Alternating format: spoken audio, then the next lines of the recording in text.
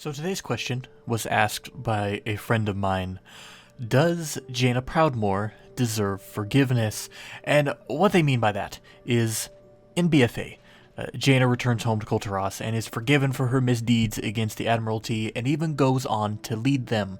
But does she actually deserve that? After all she's done, is it fair for Kul Tiras to offer her redemption? Well, before we can answer that, we need to know what exactly she's done to earn the ire of her people and her family. So back in Warcraft 3, Jaina led survivors of Lordaeron to Kalimdor in an attempt to defeat the Burning Legion atop Mount Hyjal. With the combined forces of the Orcs, Humans, and Night Elves, Archimonde, supreme commander of the Legion's forces at the time, was defeated, and victory was assured. From there, Jaina and the surviving humans established their amour in the marshes of Dustwallow, much to the protest of the neighboring Orcs of Duator. Eventually, tensions would escalate and boil over after the Lord Admiral of Kul Tiras himself, Jaina Proudmoore, father to Jaina, arrived to finish off the horde that plagued the Seven Kingdoms years back and claim Kalimdor for the Alliance. As we should all know, Daelin's plans were foiled, and he was slain in a battle with Rexxar, while Jaina stood aside and did nothing. When word of her deeds and Daelin's death reached Kul Tiras, the entire nation went up in arms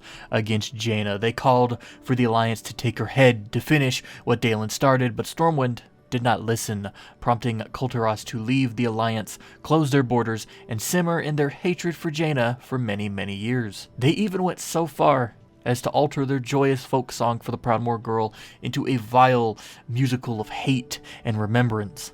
Ahoy, ahoy, sweet daughter of the seas. Ahoy, this child be mine. Why this, so daughter of the sea?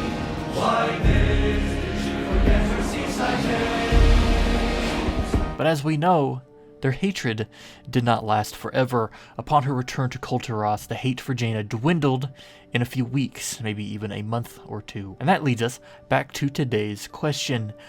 Did she really deserve such forgiveness? I think yes. And I think yes for a variety of reasons. First, you have Jaina herself.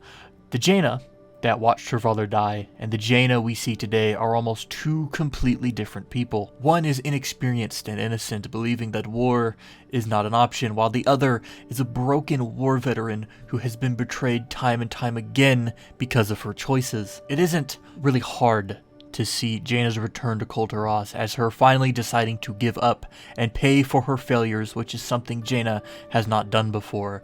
So to the Kul Tirans, to her mother, seeing Jaina come forth and willingly pay for what she's done and understand the consequences, it goes against what the Admiralty once believed about her. Which brings up another point entirely: distance. In the real world as humans, it is easy for us to hate others from afar, and this situation with Jaina and, to the extent, the Alliance is no different. To say you hate something or someone without ever truly speaking face to face is a problem with people, myself included.